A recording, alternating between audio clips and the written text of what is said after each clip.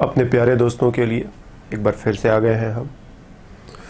Hello दोस्तों, बातें चल रही हैं हमारी अल्कोहल चैप्टर के ऊपर। पिछले क्लास में जब हम लोग मिले थे तो वहाँ पर हमने अल्कोहल्स के कुछ रिएक्शंस के ऊपर बातें करी थी। इस क्लास में फिर से बातें वहीं से आगे बढ़ रही हैं। अल्कोहल्स के बचे हुए रिएक्शंस हम लोग इस क्लास में कवर करने जा रहे हैं। तो पिछले क्लास में दो तरह के रिएक्शंस हम लोगों ने देखे थे। एक ये देखा था कि अल्कोहल में ये हाइड्रोजन एसिडिक होता है, इसकी वजह से कुछ रिएक्शंस होते हैं। दूसरा ये देखा था कि इस OH ग्रुप को हटा करके इसके बदले में हम कोई न्यूक्लियोफाइल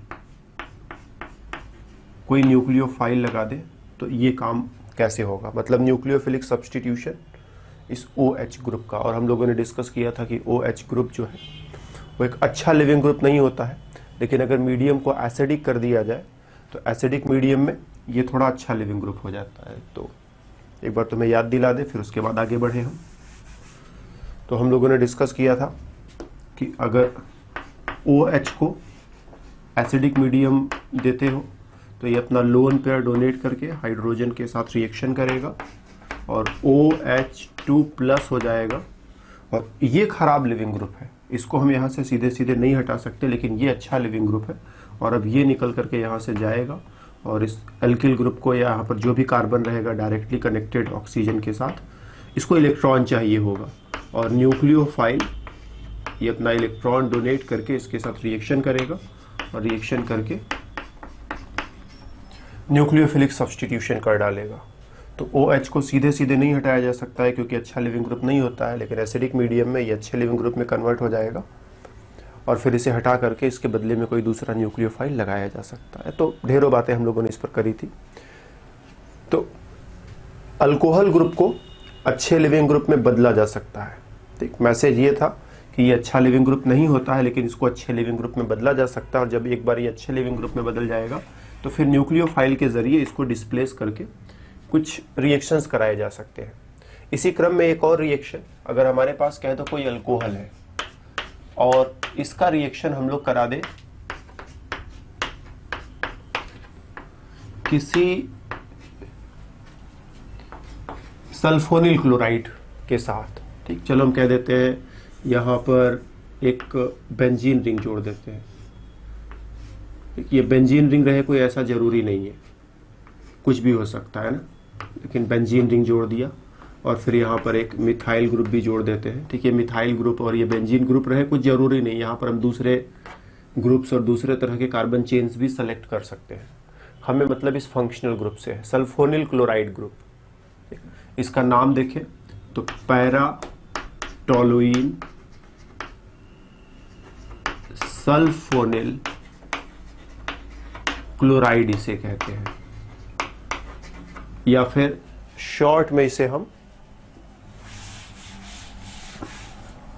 टोसाइल क्लोराइड भी कहते हैं। टोसाइल क्लोराइड, टोलुइन सल्फोनिल क्लोराइड को टोसाइल क्लोराइड भी कहते हैं, और शॉर्ट में इसे हम TSCl भी लिखते हैं। तो डेफिनेटली TS मतलब क्या हो गया, ये पूरा का पूरा, इस पूरे पार्ट को TS लिख दिया और ये क्लोरीन को यहाँ पर Cl लिख दिया। रिएक्शन होगा, ये ऑक्सीजन अपने लोन पेयर से जाएगा, सल्फर पर रिएक्शन करेगा और बाद में इस क्लोरीन को हटा देंगे। तो एज अ रिजल्ट हम पूरा मैकेनिज्म यहाँ पर नहीं लिख रहे हैं, बस काम की बात हमने बता दी। पूरा मैकेनिज्म लिखने के लिए हम लोगों को थोड़ा दूसरे डायरेक्शन में मूव करना पड़ेगा, हम उधर की तरफ आज मूव नहीं करना चाहते हैं। हमारा टोटल टारगेट है कि बस इन दोनों को रिएक्शन करा के क्या प्रोडक्ट बनेगा, जितनी आसानी से हम तुम्हें समझा दें वो समझा ले जाए। तो ऑक्सीजन लोन पर डोनेट करके सल्फर से रिएक्शन करेगा, क्लोरीन बाद में निकल जाएगा, तो रिजल्ट होगा ROS डबल बॉन्ड O, फिर वो अपना जो बेंजीन रिंग है वैसे ही रहेगा और उसके पीछे मिथाइल ग्रुप। और इस चीज को हम चाहे तो ऐसे भी लिख सकते हैं ROTS, ऑक्सीजन ये रहा और इस पूरे पार्ट को हम टोसाइल कहते हैं, TS से दिखाते हैं। तो वही चीज हमने किया है कि इसके बदले में TS लिख दिया है, तो इसी चीज को S से लिख देते हैं, टोसाइल। और टोसाइल के साथ जब ऑक्सीजन होता है तो टोसाइलेट, ठीक, TS के साथ जब O भी रहेगा तो इस पार्ट को बोलेंगे टोसाइलेट, या फिर अगर पूरे डिटेल में बोलना चाहो तो पैरा टॉलुइन सल्फोनेट। टोसाइलेट का मतलब क्या है? पैरा टॉलुइन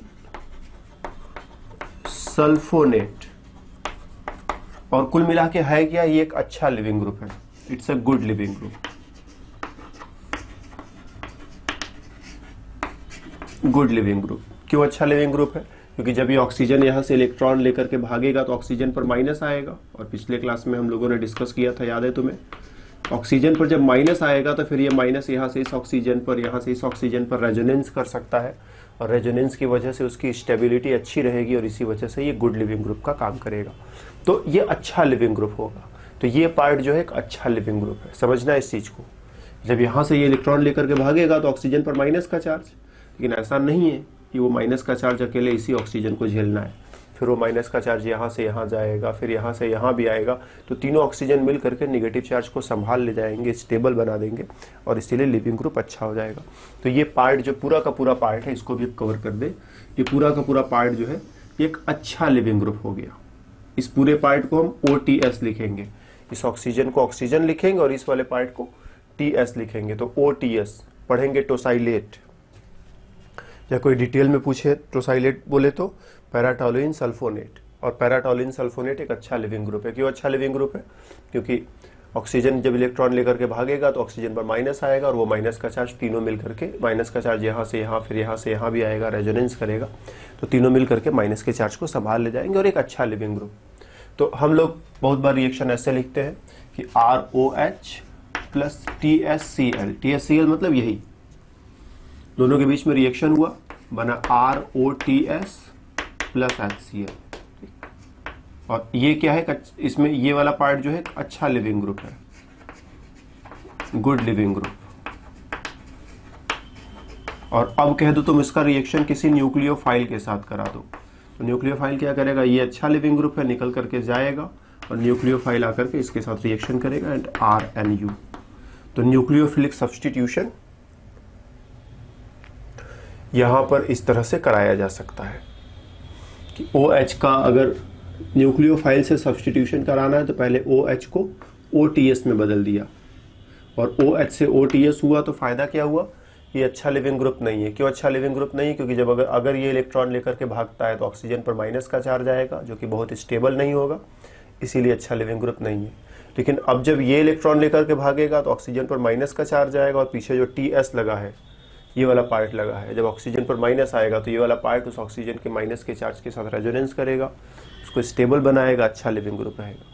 तो ये अच्छा लिविंग ग्रुप नहीं है, लेकिन ये अच्छा लिविंग ग्रुप है। वो इसको हटा करके इसके बदले में कोई दूसरा न्यूक्लियोफाइल लगाया जा सकता है। तो इस तरह से न्यूक्लियोफिलिक सब्स्टिट्यूशन यहाँ पर पॉसिबल है। हम लोग एक एग्जाम्पल भी ले सकते हैं। एक एग्जाम्पल भी ले सकते हैं हम लोग, जैसे सपोज अपने पास ये कार्बन चेन है, और इस कार्बन चेन में यहाँ पर OH है। अब प्रश्न तुम्हें दे दिया जाए कि इसका रिएक्शन TSCl से करा दिया जाए। रिएक्शन कराने के लिए पिरिडीन भी हम लोग लेते हैं। पिरिडीन क्या करता है बता रहे हैं। तो फिलहाल ये ऑक्सीजन जाएगा, यहाँ रिएक्शन करेगा, क्लोरीन निकल जाएगा, तो ओवरऑल रिजल्ट OTS हो जाएगा। ठीक, 1 2 3 4 5 6 कार्बन यहाँ पर भी, 1 2 3 4 5 6 कार्बन यहाँ पर भी। ठीक है, सही है। ये H और Cl मिला करके HCl कह दो बाहर निकले, और ये पिरिडीन इसीलिए लिया है। HCl क्या है? एसिड है, साथ ही साथ गैस है।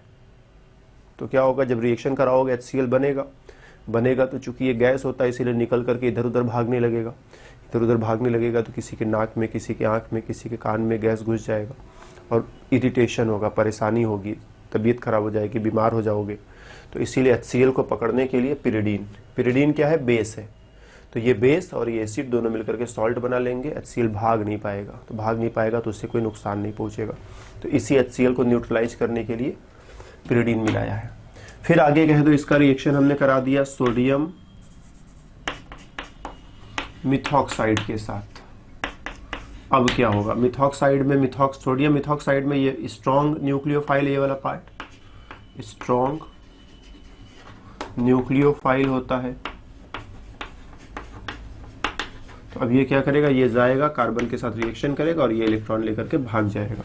तो अब as a result OCH3 plus OTS minus, तो ये रिएक्शन होगा। तो ओवरऑल क्या हुआ, OH के बदले OCH3। और ध्यान से देखो तो क्या हुआ, OH से पहले OTS बना, टोसाइलेट बना, फिर टोसाइलेट का डिस्प्लेसमेंट हुआ तो मिथॉक्सी ग्रुप आ गया। तो इस वे में हम लोग जो अल्कोहल ग्रुप होता है, जो कि एक खराब लिविंग ग्रुप होता है, उसको चाहे तो एक और तरीका, ये टोसाइलेट वाला तरीका, इस तरीके से भी अच्छे लिविंग ग्रुप में बदल सकते हैं। ठीक, तो ये SN2 टाइप का मैकेनिज्म है। SN2 टाइप का क्या, SN2 मैकेनिज्म ही जैसा हम लोगों ने एल्किल हैलाइड में देखा था, ये लिविंग ग्रुप निकल करके जा रहा है, ये उसके ऊपर अटैक कर रहा है बैक साइड से, तो एग्जैक्टली SN2 मैकेनिज्म है। तो जो जो फीचर्स SN2 मैकेनिज्म के लिए हम लोगों ने अप्लाई किए थे वो फीचर्स यहाँ पर अप्लाई कर सकते हैं। और हम लोग जानते हैं कि SN1 SN2 किन किन चीज़ों पर डिपेंड करती है, तो जो जो चीज़ें वहाँ पर डिस्कस करी थी वही चीज़ें तुम यहाँ पर भी समझ लेना। बस पिछले रिएक्शन में यहाँ पर क्लोराइड ब्रोमाइड आयोडाइड हुआ करता था, इस बार टोसाइलेट है, ये भी उन्हीं की तरह अच्छा लिविंग ग्रुप है। जैसे क्लोराइड अच्छा लिविंग ग्रुप है, जैसे ब्रोमाइड अच्छा लिविंग ग्रुप है, जैसे आयोडाइड अच्छा लिविंग ग्रुप है। दोनों ही SN1 SN2 में, मतलब chloride bromide iodide SN1 SN2 में पार्टिसिपेट कर सकते हैं। वैसे ये भी SN1 SN2 दोनों में पार्टिसिपेट कर सकता है, डिपेंड करता है कि बाकी के सिचुएशंस कैसे हैं। एल्किल ये जो कार्बन चेन है प्राइमरी है कि सेकेंडरी है कि टर्शियरी है, इस पॉइंट पर न्यूक्लियोफाइल स्ट्रॉन्ग है कि वीक है, ये सारे पॉइंट्स हम लोगों ने डिस्कस कर रखे हैं, तो उस हिसाब से समझ लेना। तो फिलहाल ये रिएक्शन हमने देखा, OH को OTS में बदला और फिर OTS को हटा करके इसके बदले में मिथॉक्सी लगा दिया।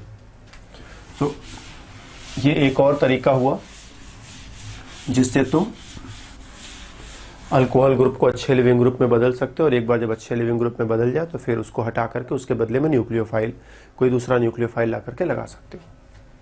Next reaction is dehydration of alcohols. Dehydration of alcohols. ये dehydration क्या चीज है, तो अपने पास कोई अल्कोहल मॉलिक्यूल है, यहाँ पर OH है कह दो, और इसको कंसंट्रेटेड H2SO4 के साथ हीट करो। तुम देखोगे यहाँ से OH और ये अल्फा कार्बन है, इसके बगल में बीटा कार्बन है, इधर के साइड में भी बीटा कार्बन है, यहाँ से एक हाइड्रोजन, ये H और ये OH बाहर निकालो और यहीं पर डबल बॉन्ड बना दो, डबल बॉन्ड बना दिया। तुम हाइड्रोजन को यहाँ से भी निकालने के बारे में सोच सकते थे, लेकिन हमने मॉलिक्यूल ऐसा चुना है, ये हाइड्रोक्सिल ग्रुप बिल्कुल सेंटर पर है, तो हाइड्रोजन इधर वाला चुनो या हाइड्रोजन इधर वाला चुनो। इधर वाला हाइड्रोजन चुनोगे तो डबल बॉन्ड यहाँ पर बनेगा, इधर वाला हाइड्रोजन चुनोगे तो डबल बॉन्ड यहाँ पर बनेगा। फिलहाल प्रेजेंट केस में, इस मॉलिक्यूल के केस में डबल बॉन्ड इधर बनाओ कि इधर बनाओ फर्क नहीं पड़ता है, एक ही मॉलिक्यूल दो बार बन करके तैयार हो जाएगा। तो इस तरह से अल्कोहल्स का डिहाइड्रेशन, कि अल्कोहल्स को कंसंट्रेटेड H2SO4 या फिर तुम चाहो तो कंसंट्रेटेड H3PO4 का भी इस्तेमाल कर सकते हो।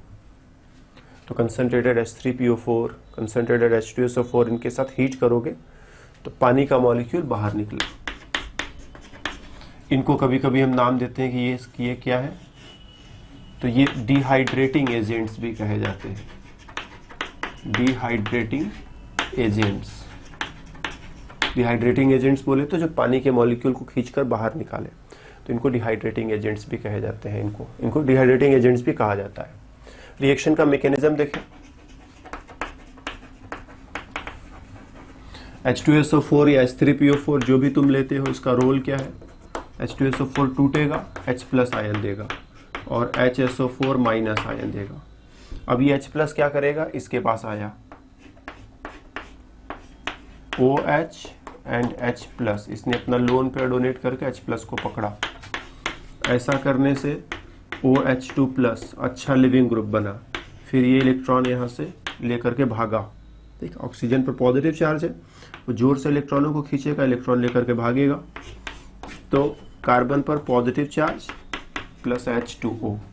अब ये जो कार्बोकटायन है, कार्बोकटायन की टेंडेंसी होती है, या तो इधर से या तो इधर से, दोनों एक ही जैसे हैं। कहीं से भी एक हाइड्रोजन आयन लूज करो और हाइड्रोजन आयन लूज करोगे तो यहीं पर क्या होगा, डबल बॉन्ड बन जाएगा। तो तुम देखोगे यहाँ पर double bond plus H plus जो है वो आउट। तो रिएक्शन का मैकेनिज्म इस तरह से लिखा जा सकेगा। ये मैकेनिज्म E1 है या E2, अगर तुमसे ये पूछे कि जो लिखा हुआ मैकेनिज्म है E1 या E2, तो हम लोगों ने E1 E2 दोनों मैकेनिज्म डिस्कस कर रखे हैं। कार्बोकैटायन बन गया तो E1 और सब कुछ एक ही स्टेप में हुआ तो E2।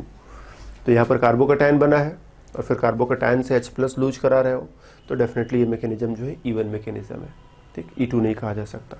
E2 में क्या होता है, ये निकल रहा है, यहाँ से हाइड्रोजन निकल रहा है, दोनों एक साथ। अगर ऐसा कुछ होता कि यहाँ से ये हाइड्रोजन और ये दोनों एक साथ निकलते और ये बीच में तुरंत डबल बॉन्ड बन जाता तो कहते हैं E2, लेकिन ऐसा नहीं हो रहा है। पहले ये निकला, कार्बन पर पॉजिटिव चार्ज आया, फिर कार्बोकैटायन में से हाइड्रोजन को निकाला और हाइड्रोजन को निकालने के बाद कुछ इस तरह से एल्कीन बना। तो इस तरह से इत्मीनान से रिएक्शन करते चले जाओगे। कोई अल्कोहल है, कंसनट्रेटेड H3PO4 या फिर कंसनट्रेटेड H2SO4 के साथ हीट किया, जो कि डिहाइड्रेटिंग एजेंट्स भी कहे जाते हैं, तो H निकला, OH निकला, एल्कीन बना। या फिर इधर से H निकला, इधर से OH निकला, वही वाला एल्कीन इस केस में बन जाएगा। लेकिन सपोज सिचुएशन कुछ ऐसा रहे कि ये OH बिल्कुल बीच में नहीं लगा हुआ है। इस बार देखो क्या था, 1 2 3 4 5 कार्बन था और बिल्कुल सेंटर वाले कार्बन पर लगा है। और इस बार देखने से पता चल रहा है ये सेंटर पे नहीं है, उधर ज्यादा चेन है, इधर छोटा चेन है। तो H यहां से भी निकल सकता है, H यहां से भी निकल सकता है। Again concentrated H2SO4 and heat, इस वाले H को इस OH के साथ निकाला, डबल बॉन्ड यहां बनेगा।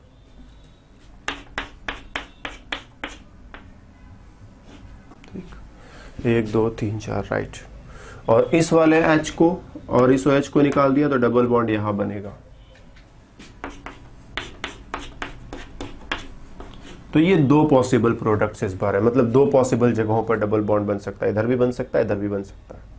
तो ये दो जगहों पर डबल बॉन्ड्स रीजियो आइसोमर्स कह सकते हैं, ठीक। डबल बॉन्ड जब अलग अलग जगहों पर बनता है तो बोलते हैं रीजियो आइसोमर्स। तो दो रीजियो आइसोमर्स, राइट। इसी तरह से अगर हम लोग एक और एग्जांपल लें,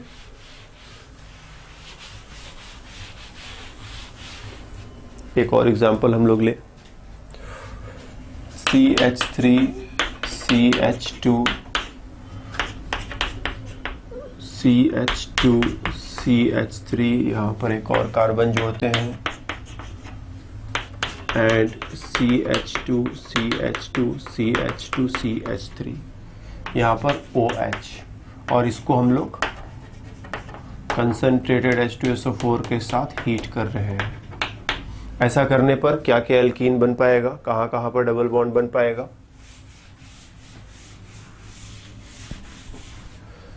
तो देखो ये OH निकलेगा, कंसंट्रेटेड H2SO4 क्या करेगा, H प्लस आयन देगा, H प्लस आयन जाकर के ऑक्सीजन के साथ ले जाकर के ऑक्सीजन के साथ जोड़ोगे, अच्छा लिविंग ग्रुप होगा। फिर अच्छा लिविंग ग्रुप होने के बाद ये बाहर निकल जाएगा, बाहर निकलेगा तो कार्बन पर पॉजिटिव चार्ज आएगा, तो हम लोग सीधे कार्बोकैटायन बना रहे हैं। तो यही वाला कार्बोकैटायन बनेगा और फिर इस कार्बोकैटायन से हाइड्रोजन यहां से निकाला जा सकता है, या फिर यहां से निकाला जा सकता है, या फिर यहां से निकाला जा सकता है। हाइड्रोजन यहां से निकालोगे तो डबल बॉन्ड यहीं पर बनेगा, हाइड्रोजन यहां से निकालोगे तो डबल बॉन्ड यहां पर बनेगा, हाइड्रोजन यहां से निकालोगे तो डबल बॉन्ड यहां बनेगा। ये अलग कार्बन चेन है, 1 2 3 4 कार्बन एटम्स, इसमें 1 2 3 कार्बन एटम्स और इसमें क्या है 2 कार्बन एटम्स। तो डेफिनेटली ये तीनों चेन्स, ये चेन ये चेन ये चेन, तीनों अलग अलग है, तीनों सेम नहीं है। इधर जो है वो इधर नहीं है, इधर भी नहीं है। तो यहाँ अलग चेन है, यहाँ अलग चेन है, यहाँ अलग चेन है। तो एक प्रोडक्ट इधर से, एक प्रोडक्ट इधर से, एक प्रोडक्ट इधर से। तो 3 पॉसिबल जगहों पर डबल बॉन्ड को बनाया जा सकता है।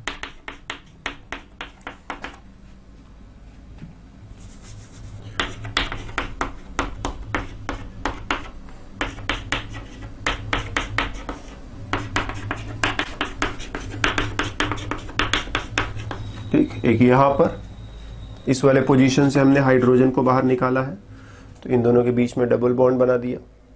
फिर यहाँ से हाइड्रोजन बाहर निकालें तो इन दोनों के बीच में डबल बॉन्ड बनेगा।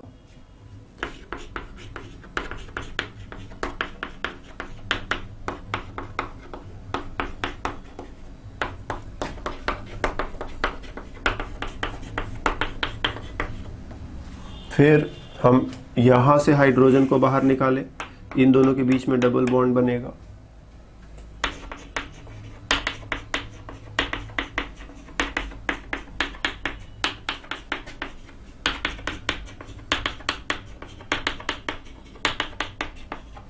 तो 3 पॉसिबल जगहों पर डबल बॉन्ड बनेगा। ठीक, कितने रिजियो आइसोमर्स? तो बोलेंगे 3 रिजियो आइसोमर्स। 3 regio isomers. और पूछा जाए कुल कितने एल्कीन्स पॉसिबल है, तो हम कहेंगे देखो इसमें सिस ट्रांस हो सकता है क्या, इसमें सिस ट्रांस हो सकता है क्या, इसमें सिस ट्रांस हो सकता है क्या। तो सिस ट्रांस होने के लिए क्या चाहिए? ये कार्बन कार्बन डबल बॉन्ड जो है, यहाँ पर 2 अलग अलग ग्रुप्स होने चाहिए, यहाँ पर भी 2 अलग अलग ग्रुप्स होने चाहिए। तो इस कार्बन पर देखो 2 अलग अलग ग्रुप्स हैं, इस कार्बन पर भी एक H एटम है और एक अलग और ग्रुप है, तो इसमें सिस ट्रांस पॉसिबल है।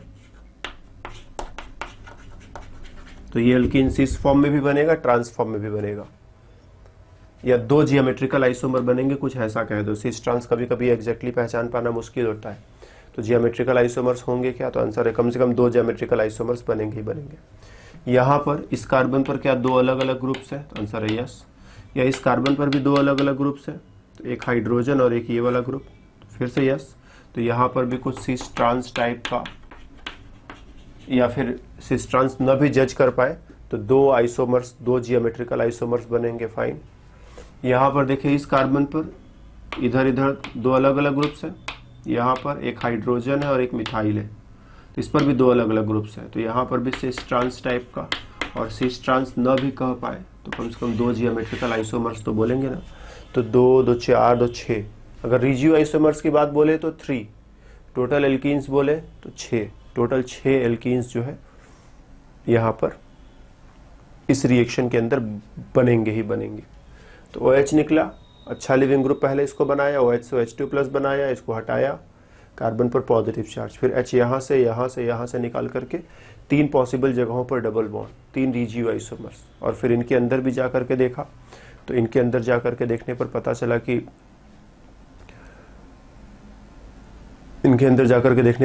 कि इसमें जो है जियोमेट्रिकल आइसोमराइज्म भी हो सकता है। तो इसके 2 आइसोमर्स में भी एक सिस ट्रांस, दूसरा ट्रांस, यहाँ पर भी 2 आइसोमर्स सिस एंड ट्रांस, यहाँ पर भी 2 isomers cis and trans. Cis trans न भी अगर जज कर पाए तो 2 जियोमेट्रिकल आइसोमर्स तो एटलीस्ट बोलेंगे। तो 2 यहाँ, 2 यहाँ, 2 यहाँ, कुल मिलाकर के 6 तरह से एल्कीन्स यहाँ पर बन सकते हैं, 6 एल्कीन्स बन सकते हैं। तो इस चीज़ का ध्यान रखेंगे।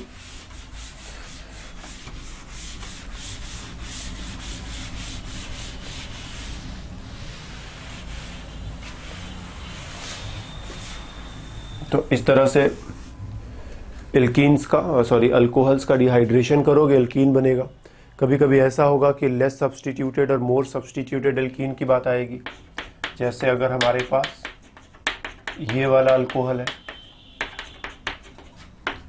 इसको हम कंसंट्रेटेड H2SO4 के साथ हीट करें, तो तुम देखोगे OH के साथ यहाँ से H निकलेगा तो डबल बॉन्ड यही बनेगा, OH के साथ यहाँ से H निकलेगा तो डबल बॉन्ड यहाँ पर बनेगा। तो 2 पॉसिबल जगहों पर डबल बॉन्ड, और इन दोनों में तुम देखो ये क्या है, मोनो सब्स्टिट्यूटेड, मतलब समझ ही रहे होगे तुम। इस कार्बन पर कोई एल्किल ग्रुप नहीं, और इस कार्बन पर जहाँ डबल बॉन्ड है उस पर बात कर रहे हैं। इन दोनों कार्बन्स को चेक करेंगे, यहाँ कोई एल्किल ग्रुप नहीं, यहाँ पर एक एल्किल ग्रुप। इन दोनों कार्बन्स को चेक करें, इस कार्बन पर एक एल्किल ग्रुप, इस कार्बन पर भी एक एल्किल ग्रुप, तो ये डाई सब्स्टिट्यूटेड है। और सेडजेफ रूल हम लोगों ने पढ़ा हुआ है, एल्किल हैलाइड के दौरान सेडजेफ रूल हम लोगों ने पढ़ा हुआ है। तो एल्किल हैलाइड्स के रिएक्शंस में जो रूल था वही रूल यहाँ भी, जो मोर सब्सटीट्यूटेड एल्कीन है मोर स्टेबल रहेगा, ज़्यादा अमाउंट में बनेगा। तो ये ज़्यादा बनेगा, ये कम बनेगा। फिर फर्दर इसमें देखोगे तो इसमें देखो सिस ट्रांस नहीं हो सकता, लेकिन इसमें सिस ट्रांस भी होगा। तो सिस एंड ट्रांस दोनों बनेंगे। तो टोटल मिला के एक एल्कीन यहाँ से और दो एल्कीन यहाँ से, सिस फॉर्म में ये, ट्रांस फॉर्म में ये। तो सिस ट्रांस दो एल्कीन्स, तो टोटल 3 एल्कीन्स बनेंगे। ये कम बनेगा, ये ज़्यादा बनेगा। और फिर इसके अंदर भी देखेंगे तो सिस और ट्रांस में से ट्रांस वाला ज़्यादा बनेगा, सिस वाला कम बनेगा। क्यों? क्योंकि ट्रांस वाला ज़्यादा स्टेबल होता है इसलिए ज़्यादा बनेगा, सिस वाला कम स्टेबल होता है तो कम बनेगा। तो ऐसे सिचुएशन में हम लोग इसको इस तरह से डील करेंगे। ठीक, तो ये हुई बातें अल्कोहल्स के डिहाइड्रेशन पर, कि अल्कोहल्स का डिहाइड्रेशन करोगे तो क्या होगा। तो अल्कोहल्स का डिहाइड्रेशन करोगे तो एल्कीन बनेगा। मोर डिहाइड्रेटिंग एजेंट्स, मोर डिहाइड्रेटिंग एजेंट्स, जैसे अभी तो हमने H2SO4 पर बात करी, H2SO4 डिहाइड्रेटिंग एजेंट है। H3PO4 पर बात करी, ये भी है। इसके अलावा कभी कभी KHSO4 तुम्हें फेस करना पड़ सकता है, ये भी डिहाइड्रेटिंग एजेंट है। P2 और 5 फेस करना पड़ सकता है, ये भी डिहाइड्रेटिंग एजेंट है। Al2O3 फेस करना पड़ सकता है, ये भी डिहाइड्रेटिंग एजेंट है। हालांकि Al2O3 के साथ ज़्यादा हीट करना पड़ता है, बाकी सबके साथ थोड़ा आसानी से होता है, लेकिन Al2O3 के साथ काफ़ी ज़्यादा हीट करना पड़ता है। तो ये दोनों बहुत ही कॉमन केसेज में, और कभी कभी प्रश्नों में तुमको ये भी दिखाई पड़े तो इनको भी डिहाइड्रेटिंग एजेंट की तरह से ट्रीट करो। इनके साथ भी यही रिएक्शन होगा कि पानी का मॉलिक्यूल निकलेगा और कार्बन कार्बन डबल बॉन्ड बनेगा।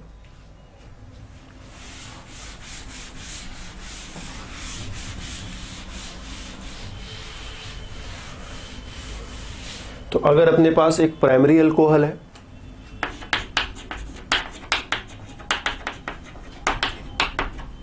एक सेकेंडरी अल्कोहल है और एक टर्शियरी अल्कोहल है, तो किसका डिहाइड्रेशन सबसे आसानी से होगा, इसका या इसका। तो डिहाइड्रेशन का जो मैकेनिज्म है उसमें मोस्ट पॉसिबली कार्बोकैटायन बनाने की हम पूरी कोशिश करते हैं।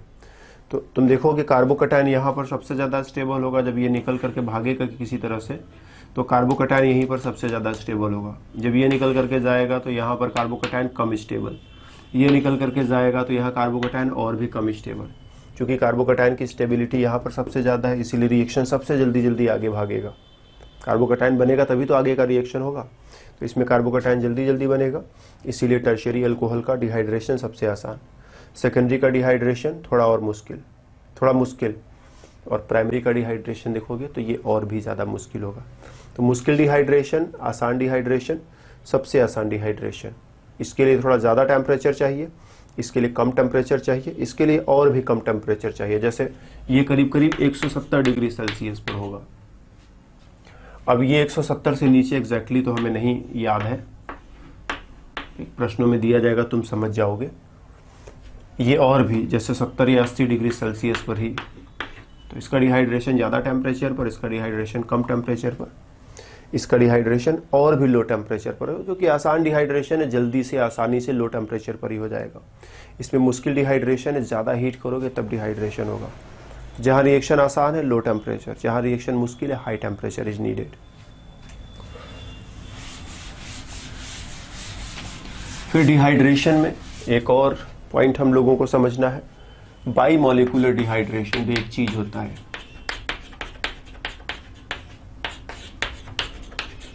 बाई मॉलिक्यूलर डिहाइड्रेशन, अगर अपने पास कोई प्राइमरी अल्कोहल है, जैसे मान लो ये एक प्राइमरी अल्कोहल हुआ, इसको हम कंसंट्रेटेड H2SO4 के साथ 170 डिग्री सेल्सियस पर हीट करें तो यही रिएक्शन होना है।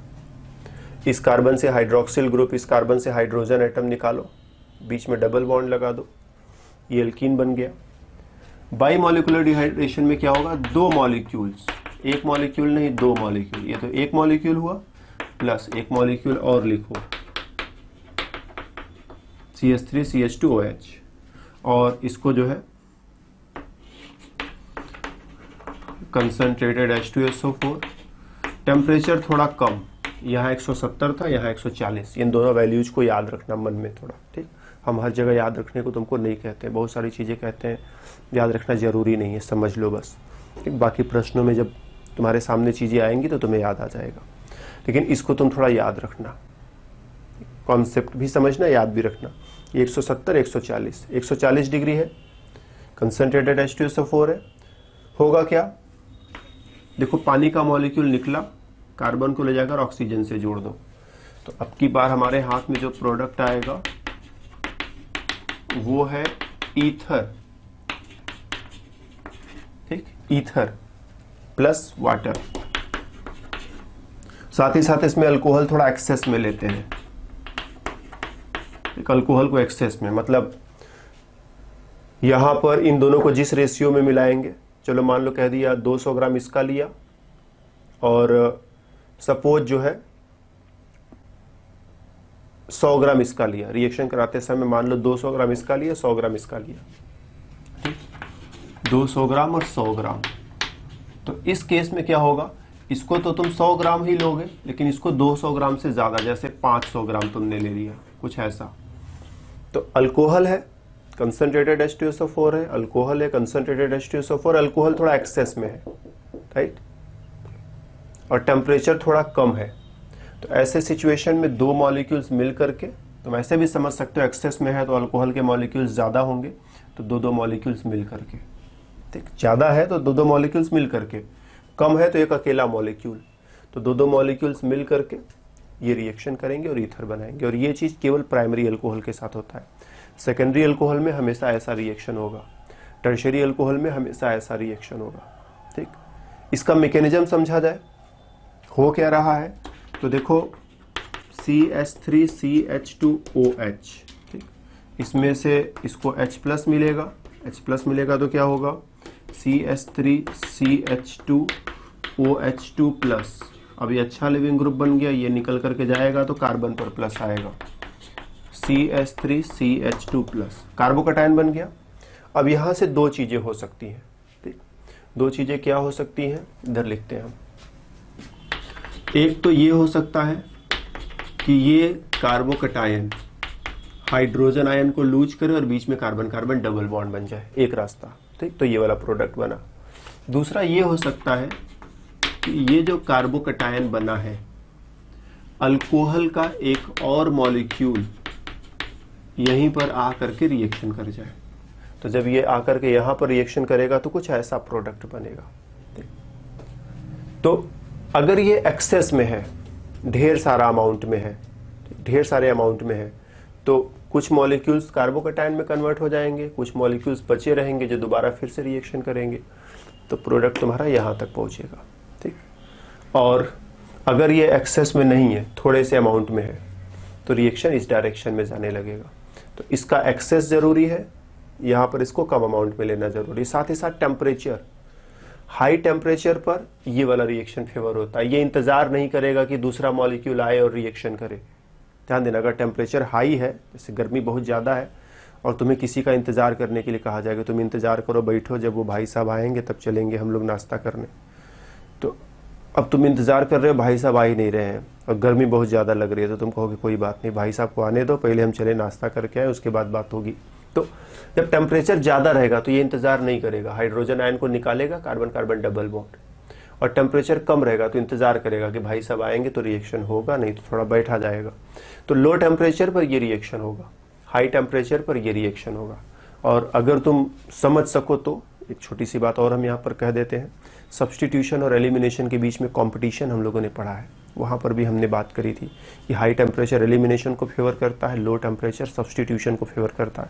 तो अगर वो बात तुम्हारे मन में है, तुमको वो बात समझ में आती है, तो वही चीज़ यहाँ पर हो रहा है, हाई टेम्परेचर पर एलिमिनेशन हो रहा है, लो टेम्परेचर पर सब्स्टिट्यूशन हो रहा है। लेकिन हमने पहले ही कह दिया है कि मे भी तुम्हारे माइंड में वो बात न हो, कोई बात नहीं, अगर वो बात ना हो तो ठीक है, जस्ट इग्नोर इट, आगे बढ़ो।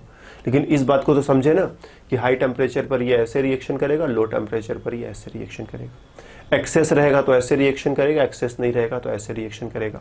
और ये सारी चीज़ें केवल प्राइमरी अल्कोहल में होती है, सेकेंडरी और टर्शियरी में नहीं होती है, क्योंकि सेकेंडरी और टर्शियरी एलिमिनेशन को ज़्यादा फेवर करते हैं, इसको ज़्यादा फेवर करते हैं, इसको कम फेवर करते हैं। रीजन क्या है, तो यहाँ पर तो फिर एक ही रास्ता है समझने का कि तुम इस चीज़ को समझते हो कि टर्शियरी के केस में एलिमिनेशन आसान, सेकेंडरी के केस में एलिमिनेशन थोड़ा मुश्किल, प्राइमरी के केस में एलिमिनेशन सबसे मुश्किल, और जब एलिमिनेशन मुश्किल होगा तो सब्स्टिट्यूशन आसानी से होने लगेगा, राइट। सब्स्टिट्यूशन और एलिमिनेशन के बीच में कंपटीशन होता है, और ये एल्किल हैलाइड वाले चैप्टर में खूब गहराई से, खूब डीप में हम लोगों ने पढ़ा था। तो उतने डीप में तो फिर से यहाँ पर उतनी बात हम नहीं कह पाएंगे। तो सब्स्टिट्यूशन है ये, एलिमिनेशन है ये। सब्स्टिट्यूशन हाई टेम्परेचर पर फेवर होता है, एलिमिनेशन लो टेम्परेचर पर फेवर होता है। साथ ही साथ सेकेंडरी और टर्शियरी उल्टा बोल दिए। सब्स्टिट्यूशन लो टेम्परेचर पर फेवर होता है, एलिमिनेशन हाई टेम्परेचर पर फेवर होता है। और साथ ही साथ एलिमिनेशन अगर सेकेंडरी और टर्शियरी अल्कोहल है या सेकेंडरी और टर्शियरी अल्किल हैलाइड है तो एलिमिनेशन बहुत आसानी से होता है, तो वहाँ सब्स्टिट्यूशन नहीं सोचा जा सकता है। तो यही वजह है कि प्राइमरी अल्कोहल में ही ये दोनों पॉसिबल है। अगर सेकेंडरी अल्कोहल रहे, टर्शियरी अल्कोहल रहे, तो हमेशा रिएक्शन इसी डायरेक्शन में जाएगा, फिर भले ही टेम्परेचर तुम थोड़ा लो क्यों ना कर दो, भले ही तुम अल्कोहल का एक्सेस भी क्यों न ले लो, फर्क नहीं पड़ता। दोनों सिचुएशन में अगर सेकेंडरी और टर्शियरी अल्कोहल है तो फिर ये रिएक्शन नहीं होगा, फिर ईथर नहीं बनेगा। ईथर बनने के लिए प्राइमरी अल्कोहल का होना जरूरी है, हम साफ साफ कह रहे हैं। ईथर बनने के लिए प्राइमरी अल्कोहल का होना जरूरी है। सेकेंडरी अल्कोहल है तो एल्कीन बनेगा, टर्शियरी अल्कोहल है तो एल्कीन बनेगा। प्राइमरी अल्कोहल में ही एल्कीन और ईथर दोनों बनते हैं। प्राइमरी अल्कोहल में ही ईथर और एल्कीन और ईथर दोनों बनते हैं। सेकेंडरी अल्कोहल में हमेशा एल्कीन, टर्शियरी अल्कोहल में हमेशा एल्कीन, नो ईथर वीथर। तो इस चीज को इस तरह से डील करोगे।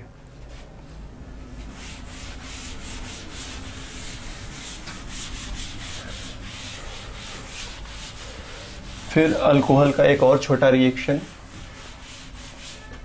ऑक्सीडेशन।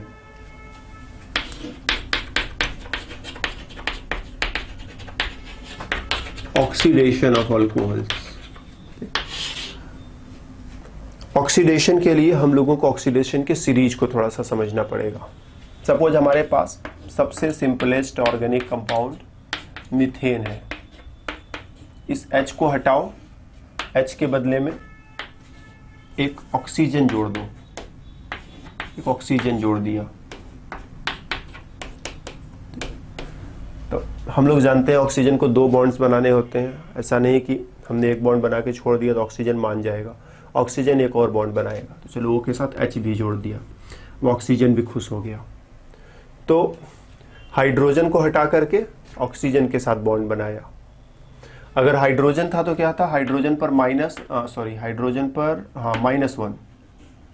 कार्बन पर +1।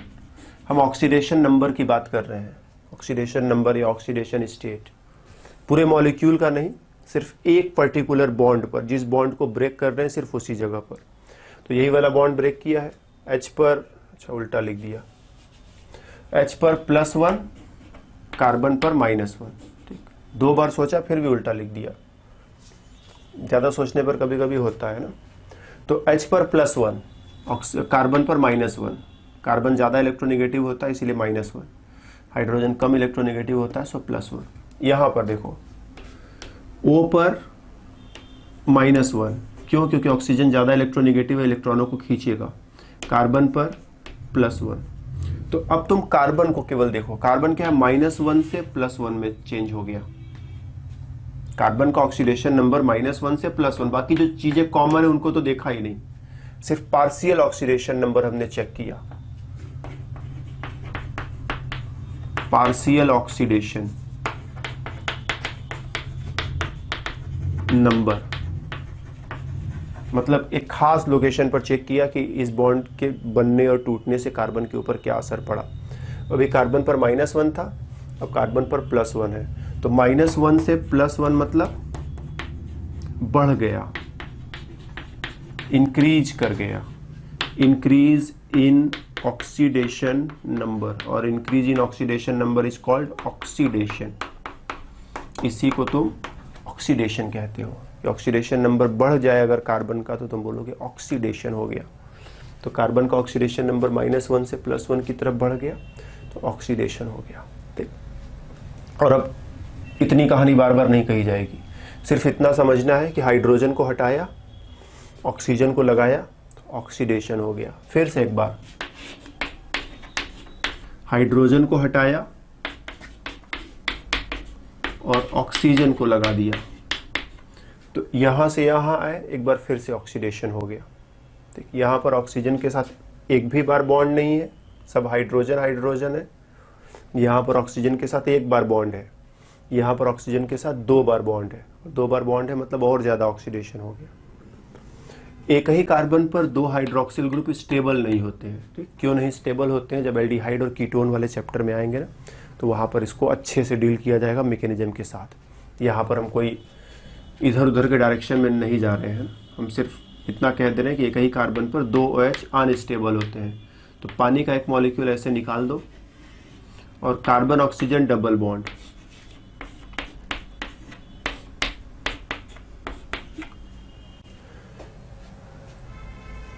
तो ऑक्सीडेशन होते होते क्या हो रहा है?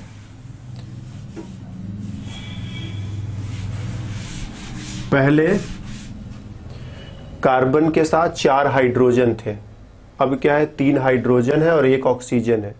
फिर क्या है 2 हाइड्रोजन और 2 ऑक्सीजन, मतलब 2 बार ऑक्सीजन के साथ बॉन्ड या 2 ऑक्सीजन।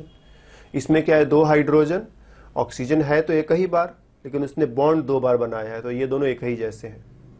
ठीक, फिर एक बार और ऑक्सीडेशन करो, एक और ऑक्सीजन इसे, तो इस बॉन्ड को ब्रेक करो, O लगा दो, तो C डबल बॉन्ड OH, इस वाले H को वैसा ही छोड़ दो। ठीक, फिर एक बार और ऑक्सीडेशन करो, इस बॉन्ड को भी ब्रेक करो और ऑक्सीजन लगा दो, C डबल बॉन्ड OH, और फिर से ये अनस्टेबल होगा। तो अनस्टेबल होगा तो क्या होगा? पानी का एक मॉलिक्यूल निकालो और ऑक्सीजन को कार्बन के साथ डबल बॉन्ड के जरिए जोड़ दो, तो CO2 कार्बन डाइऑक्साइड। तो इस वे में 4 बार हाइड्रोजन था, अब 4 बार ऑक्सीजन ने बॉन्ड बना दिया है, 2 बार इधर 2 बार इधर। तो यहां से यहां मैक्सिमम ऑक्सीडेशन स्टेट में चले आए। ठीक, यहाँ कार्बन अपने मिनिमम ऑक्सीडेशन स्टेट में था, मैक्सिमम में चला गया। फिलहाल उसको छोड़ो, मैक्सिमम मिनिमम। एक बार ऑक्सीजन के साथ बॉन्ड, 2 बार ऑक्सीजन के साथ बॉन्ड, 2 बार ऑक्सीजन के साथ बॉन्ड, 3 बार ऑक्सीजन के साथ बॉन्ड, 1 2 3, और फिर फाइनली आते आते 4 बार ऑक्सीजन के साथ बॉन्ड, या फिर यहां पर भी देखो तो 4 बार ऑक्सीजन के साथ बॉन्ड। तो ऑक्सीडेशन ऐसे होता है। ऑक्सीडेशन का उल्टा कर दोगे, इधर से सोच करके ऐसे चलते चलते इधर आओगे, तो इसको हम रिडक्शन कहेंगे। फिलहाल हम एक ही डायरेक्शन में रहते हैं। ऑक्सीडेशन कैसे होता है? तो ऐसे होता है। अब मान लो अपने पास कोई अल्कोहल है। ठीक, इस चीज को माइंड में रखना, कैसे कैसे आगे बढ़ रहे हैं। अब मान लो हमारे पास एक अल्कोहल है, एक अल्कोहल कोई ले लो, प्राइमरी अल्कोहल RCH2OH। ठीक, इसे प्राइमरी अल्कोहल कहोगे। ऑक्सीडेशन करो इसका, ऑक्सीडेशन करोगे OH OHH, कुछ ऐसा सिचुएशन आया, स्टेबल है नहीं, पानी का एक मॉलिक्यूल निकालो इसमें से। पानी का मॉलिक्यूल निकलेगा तो RC डबल बॉन्ड O और H, फिर से ऑक्सीडेशन करो, इस बॉन्ड को ब्रेक करो। ठीक, यहां तक पहुंचे। तो 3 बार, एक बार ऑक्सीजन था, 2 बार हाइड्रोजन थे। अब क्या हुआ? 1 बार हाइड्रोजन, 2 बार ऑक्सीजन, 1 बार हाइड्रोजन, 2 बार ऑक्सीजन। अब क्या है? 3 बार ऑक्सीजन, 1 2 3। ऑक्सीजन ने कार्बन के साथ 3 बार बॉन्ड बना रखा है, तो ऑक्सीडेशन बढ़ रहा है। तो प्राइमरी अल्कोहल से इस ग्रुप को पहचानो, एल्डिहाइड। इस ग्रुप को पहचानो,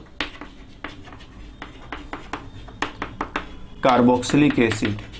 ठीक, तो प्राइमरी अल्कोहल का ऑक्सीडेशन होगा तो एल्डिहाइड भी बन सकता है, और ऑक्सीडेशन करोगे तो कार्बोक्सिलिक एसिड बन जाएगा।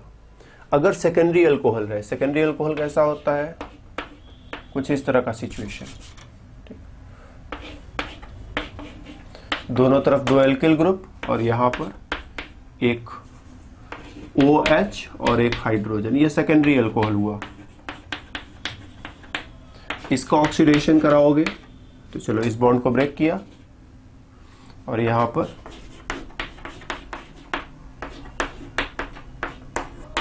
एक और OH, और फिर से एक साथ 2 हाइड्रोक्सिल ग्रुप स्टेबल होंगे नहीं, तो पानी का एक मॉलिक्यूल बाहर निकाल दो। As a result RC double bond O R dash, ketone. Ketone तो इस चीज को माइंड में रखना है, सेकेंडरी अल्कोहल से कीटोन बनेगा। ठीक, ये दिमाग के अंदर रफ वर्क कर लेना, सीधे यहाँ से यहाँ लिख देना कि सेकेंडरी अल्कोहल से बना कीटोन। बैलेंस करना है तो इसी में पानी का एक मॉलिक्यूल भी जोड़ दो, बैलेंस टाइप का दिखाई पड़ेगा तुम्हें। तो सेकेंडरी अल्कोहल से यहाँ से होते हुए कीटोन, प्राइमरी अल्कोहल में यहाँ से होते हुए पहले एल्डिहाइड, फिर एल्डिहाइड से होते हुए कार्बोक्सिलिक एसिड। तो प्राइमरी अल्कोहल का ऑक्सीडेशन होगा तो या तो एल्डिहाइड पर रुकोगे या तो कार्बोक्सिलिक एसिड पर जाकर के रुकोगे। सेकेंडरी अल्कोहल का ऑक्सीडेशन होगा, कीटोन पर जाकर के रुकोगे। टर्शियरी अल्कोहल भी होता है, कार्बन के साथ 3 एल्किल ग्रुप और एक OH। चूंकि यहाँ पर कोई H है ही नहीं, इसीलिए इसका ऑक्सीडेशन आसानी से नहीं होगा, हम बहुत परेशान करेंगे तो कार्बन चेन टूटने लगेगा। ठीक है, यहाँ कार्बन चेन है, यहाँ कार्बन चेन है, यहाँ कार्बन चेन है, कार्बन चेन टूटने लगेगा। और एक बार जब कार्बन चेन टूटने लगेगा तो चीज़ें हमारे कंट्रोल में नहीं रहेंगी, हम ये प्रेडिक्ट ही नहीं कर सकते कि कार्बन चेन कहाँ कहाँ से टूटेगा। समझ रहे हो? इसमें जैसे मान लो यहाँ पर कार्बन चेन ऐसे जोड़ दे और एक बार कार्बन चेन टूटना शुरू हुआ तो ये वाला टूटेगा कि ये वाला टूटेगा कि ये वाला टूटेगा कि यहाँ से टूटेगा कि यहाँ से टूटेगा कि यहाँ से टूटेगा, बहुत सारी फिर पॉसिबिलिटीज आएंगी। ऐसे रिएक्शंस को हम इग्नोर करेंगे। तो पहले तो इसका ऑक्सीडेशन आसानी से नहीं होगा, और अगर होगा भी तो कार्बन चेन टूट जाएगा। तो हम लोग जनरली अपने पर्पज के लिए कहते हैं कि प्राइमरी अल्कोहल का ऑक्सीडेशन होगा ऐसा ऐसा बनता है, सेकेंडरी अल्कोहल का ऑक्सीडेशन होगा तो ऐसा ऐसा बनता है। और जिन कंडीशंस में प्राइमरी और सेकेंडरी अल्कोहल का ऑक्सीडेशन होता है उन कंडीशंस में टर्शियरी अल्कोहल का ऑक्सीडेशन नहीं होता है। ठीक, जिन परिस्थितियों में जितनी आसानी से प्राइमरी और सेकेंडरी अल्कोहल का ऑक्सीडेशन करा लेते हैं उन कंडीशंस, उन परिस्थितियों में उतनी आसानी से टर्शियरी का ऑक्सीडेशन नहीं होगा। बहुत मेहनत करोगे, बहुत कठोर मेहनत करोगे, कठोर परिश्रम करोगे, खूब गर्म करोगे, खूब स्ट्रॉन्ग ऑक्सीडाइजिंग एजेंट लाओगे, तब इसका ऑक्सीडेशन होगा और वो भी कार्बन चेन टूट जाएगा। तो हम नो ऑक्सीडेशन हम कहेंगे नो ऑक्सीडेशन। कम से कम जैसे इसका ऑक्सीडेशन होता है उन परिस्थितियों में इसका ऑक्सीडेशन नहीं होगा। तो प्राइमरी अल्कोहल का oxidation aldehyde, carboxylic acid, secondary alcohol का ऑक्सीडेशन कीटोन, टर्शियरी अल्कोहल का ऑक्सीडेशन ही नहीं हो रहा है। फिर ऑक्सीडेशन ऐसा तो नहीं कि बस हमने लिख दिया ऑक्सीडेशन और ऑक्सीडेशन हो जाएगा। ऐसे हमने कह दिया कि ये ले लो आटा और इसका रोटी बना डालो, तो कह देने से रोटी नहीं बनेगी। उसका एक प्रोसीजर होगा कि आटा लोगे, फिर उसमें पानी मिलाओगे, फिर आटे की लोई बनाओगे, फिर उसको बेल करके गोल गोल रोटी तैयार करोगे, फिर उसको तवे पर ले जाकर के सेकोगे कि कुछ देर अच्छे से, तब बढ़िया रोटी बन के तैयार होगा, नहीं तो बनेगा ही नहीं। तो प्रोसीजर कुछ होता है, कुछ उसमें मिलाना पड़ेगा, कभी पानी, कभी दूध, कभी चीनी, कभी नमक, कुछ न कुछ मिलाना पड़ेगा। तो यहाँ पर भी ये तो सिर्फ हमने देखा कि ऐसा अगर करना हो तो किया जा सकता है, लेकिन कैसे करेंगे, क्या क्या मिलाएंगे। तो हमें ऑक्सीडाइजिंग एजेंट चाहिए होता है, ध्यान देना, ऑक्सीडाइजिंग एजेंट। अगर ऑक्सीडेशन कराना है तो ऑक्सीडाइजिंग एजेंट चाहिए। अब ये ऑक्सीडाइजिंग एजेंट क्या होगा वो हम लोगों को थोड़ा सा ध्यान रखना पड़ेगा। तो हम कुछ ऑक्सीडाइजिंग एजेंट्स के नाम लिख रहे हैं तुम्हारे लिए। एक तो हो गया K2Cr2O7, H2SO4 के साथ, मतलब एसिडिक मीडियम में काम करेगा। CrO3, ये भी H2SO4 के साथ। PCC फुल फॉर्म है इसका पीरिडीनियम क्लोरोक्रोमेट,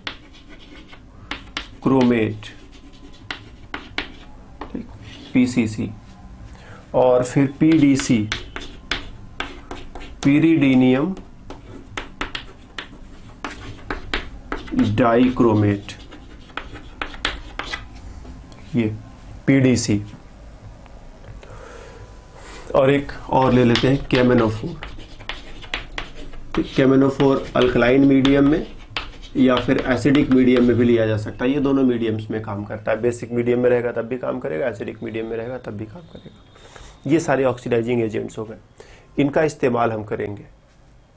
PCC का फुल फॉर्म पीरिडीनियम क्लोरोक्रोमेट, PDC का फुल फॉर्म पीरिडीनियम डाइक्रोमेट। और इनका स्ट्रक्चर भी देखा जा सकता है, कहीं हम कहीं सुटेबल जगह पर यहाँ पर तुम नाम से भी याद रखोगे तो बहुत है, और नाम से एक बार याद रह गया और तुम्हारे मन में प्रश्न जागा कि इसका स्ट्रक्चर क्या होता है, तो तुम खोजोगे। होता क्या है कि बहुत ज़्यादा हम लोग बता देते हैं तो तुमको लगता है कि क्या इतना इधर उधर चल रहा है, सब ढेर सारा हो जाता है, तुम उसी में गड़बड़ हो जाते हो। तो इसीलिए कभी कभी हम इग्नोर कर देते हैं कि छोड़ो। जब तुम जानोगे तो कभी न कभी तुम्हारे मन में इच्छा होगी कि चलो शायद पिरिडीनियम क्लोरोक्रोमेट का स्ट्रक्चर जाना जाए कैसा होता है। जब हमने भी पहली बार पढ़ा था तो बस नाम पीसीसी मेरे को याद था कि पीसीसी से ये होता है, स्ट्रक्चर वगैरह के बारे में कुछ नहीं पता था। फिर धीरे धीरे ऑर्गेनिक केमिस्ट्री सीखा तो लगा कि पिरिडीनियम क्लोरोक्रोमेट क्या होता है, इसका स्ट्रक्चर कैसा होता है। तो वो भी बुक में देखने की जरूरत नहीं पड़ी। अगर केमिस्ट्री तुम्हें आती है तो तुम पिरिडीनियम भी जानते रहोगे, क्लोरो भी जानते रहोगे, क्रोमेट भी जानते रहोगे, और तीनों को जोड़ करके आसानी से पूरा स्ट्रक्चर तैयार कर लोगे। पिरिडीनियम डाइक्रोमेट में पिरिडीनियम और डाइक्रोमेट दोनों को अलग अलग जानते रहोगे, दोनों को जोड़ोगे और जोड़ करके स्ट्रक्चर बना डालोगे, तो कोई मुश्किल नहीं आती। तो इनका स्ट्रक्चर तुम्हारे लिए छोड़ देते हैं, धीरे धीरे एक्सपीरियंस के साथ, या तो तुम अपने से समझ जाओगे और नहीं भी समझोगे, तुम्हें खोजने की इच्छा हुई तो तुम खोज डालोगे। ओके, प्राइमरी अल्कोहल, अगर इससे एल्डिहाइड बनाना है तो क्या करें? प्राइमरी अल्कोहल अगर इससे कार्बोक्सिलिक एसिड बनाना है तो क्या करें? और सेकेंडरी अल्कोहल को ऐसे लिखा जा सकता है, इससे कीटोन बनाना है तो क्या करें? एल्डिहाइड बनाने के लिए पीसीसी या पीडीसी, दोनों में से किसी एक का इस्तेमाल करेंगे, यहां से यहीं पर रुक जाएंगे। कार्बोक्सिलिक एसिड बनाने के लिए इन तीनों का इस्तेमाल कर सकते हैं, KMNO4 का, K2Cr2O7 का, CrO3 का, तीनों में से किसी का भी इस्तेमाल कर ले, यहां से यहां तुम पहुंच जाओगे। ठीक, और यहां से यहां जाना है तो इन पांचों में से किसी का भी इस्तेमाल कर लेना, पांचों में से किसी का भी इस्तेमाल कर लो, तुम यहीं पर पहुंच करके रुकोगे। इसमें क्या है, ऑक्सीडेशन यहां से यहां होना है, आगे बढ़ना ही नहीं है, तो कोई खतरा नहीं है। तुम इसको इस्तेमाल करो, चाहे इसको करो, चाहे इसको करो, चाहे इसको करो, चाहे इसको करो, हर जगह ऑक्सीडेशन होगा, यहां से यहां पहुंच जाओगे। इसी में थोड़ा लफड़ा होता है। लफड़ा यह है कि प्राइमरी अल्कोहल से एल्डिहाइड बनेगा, और एल्डिहाइड से कार्बोक्सिलिक एसिड भी बन सकता है। प्राइमरी अल्कोहल से एल्डिहाइड बनेगा, एल्डिहाइड से कार्बोक्सिलिक एसिड भी बन सकता है। तो तुम्हें कुछ ऐसा करना है, तो चॉइस होना चाहिए तुम्हारे पास प्लानिंग होनी चाहिए कि तुम्हें यहां रुकना है कि यहां रुकना है। यहां रुकना है तो क्या करें, यहां रुकना है तो क्या करें। तो अगर यहां रुकना है तो इन दोनों का इस्तेमाल करोगे, और यहां तक पहुंचना है तो इन तीनों का इस्तेमाल करोगे, क्योंकि ये तीनों थोड़े स्ट्रॉन्ग ऑक्सीडाइजिंग एजेंट होते हैं। जब इनको लोगे तो बीच में रुकना मुश्किल होता है, सीधे रिएक्शन यहीं पर पहुंच करके रुकेगा। ठीक, जैसे गाड़ी बहुत जोर से चली और तुम सोचो कि बीच में ही रुक जाए, तो वो बहुत जोर से चलती तो फिर सीधे अंतिम जगह पर ही जाकर के रुकेगी। धीरे धीरे चल रही तो बीच में तुम कहीं भी रोक लो, कुछ वैसा। तो बड़े स्ट्रॉन्ग ऑक्सीडाइजिंग एजेंट है, गाड़ी जोर से चली और बीच में रुकेगी नहीं, सीधे यहीं पर आकर के रुकेगी। और ये दोनों कंपैरेटिवली थोड़े कमजोर ऑक्सीडाइजिंग एजेंट्स हैं, तो इनके साथ रिएक्शन को यहाँ पर भी रोका जा सकता है। तो पीसीसी पीडीसी यहाँ पर रुकने के लिए, और इन तीनों का इस्तेमाल यहाँ तक पहुँचने के लिए। और अगर सेकेंडरी अल्कोहल से कीटोन तक पहुँचना है तो इनमें से कोई भी इस्तेमाल करो, फर्क नहीं पड़ता, ये पाँच के पाँचों इसी जगह रुक जाएंगे। ठीक, इसके अलावा अच्छा ठीक है, उसको हम एक और मेथड हमें याद आ रहा है, लेकिन उसको इसी में पता करके ना तुम्हारे लिए मुश्किलें नहीं बढ़ाएंगे। हम चाहते हैं कि चीज़ों को सही जगह पर तुम्हारे सामने लाएं। मेरे मन में तो बहुत सारी चीज़ें एक साथ आ जाती हैं, लेकिन बहुत सोच करके हम चाहते हैं कि सही चीज़ सही जगह पर, ताकि तुम्हें सीखने में आसानी रहे। अब सब एक साथ बता देंगे तो इसका भी अपना फ़ायदा होता है कि सब एक साथ बता दिया, तुम उसको जैसे तैसे याद रखो, लेकिन याद रखना केवल टारगेट नहीं है, फिर तो तुम भूल जाओगे ना। समझना पहला टारगेट होता है कि जब तुम समझ लोगे तो फिर याद तो रहेगा ही रहेगा। इसीलिए कोशिश रहती है कि किसी तरह से तुम्हें थोड़ा समझाया जाए, तुम्हारी समझ जो है उसको डेवलप किया जाए। और एक बार जब समझना शुरू कर दोगे तो फिर कोई मुश्किल नहीं है, दो चार क्वेश्चन वगैरह लगाओगे, सब हो जाएगा। तो ये हुआ ऑक्सीडेशन की बात, ऑक्सीडेशन के बारे में बात। एक last reaction, dehydrogenation of alcohols का डिहाइड्रोजिनेशन। तो देखो, प्राइमरी अल्कोहल है कोई, इसको 300 डिग्री सेल्सियस पर कॉपर ट्यूब पास करो इसमें से, और तुम देखोगे ये हाइड्रोजन हाइड्रोजन बाहर, ऑक्सीजन डबल बॉन्ड बना लेगा। तो एल्डिहाइड, एक एल्डिहाइड मिलेगा तुम्हें प्लस हाइड्रोजन मिल जाएगा। तो हाइड्रोजन का बाहर निकलना, इसी को बोलते हैं डीहाइड्रोजिनेशन, हाइड्रोजन का बाहर निकलना। कॉपर ट्यूब से 300 डिग्री सेल्सियस पर पास करोगे, या रेड हॉट कॉपर ट्यूब भी कभी कभी बोलते हैं। रेड हॉट मतलब इतना गर्म किया, इतना गर्म किया, इतना गर्म किया कि बिल्कुल आग के जैसा लाल हो गया, रेड हॉट, ठीक, आग के जैसा लाल रंग। रेड हॉट कॉपर ट्यूब, खूब गर्म कॉपर ट्यूब, उसी में से इसको पास किया और 300 डिग्री सेल्सियस टेम्परेचर मेंटेन करने की कोशिश करेंगे। तो इसमें से ये निकल करके उधर जाएगा, एल्डिहाइड में कन्वर्ट हो जाएगा, हाइड्रोजन बाहर। सेकेंडरी अल्कोहल अगर है, सेकेंडरी अल्कोहल को ऐसे लिख सकते हो तुम, इसके साथ यही चीज करो, कॉपर ट्यूब 300 डिग्री सेल्सियस, फिर से ये H निकला और ऑक्सीजन कार्बन के बीच में डबल बॉन्ड, तो सेकेंडरी अल्कोहल से कीटोन बन जाएगा।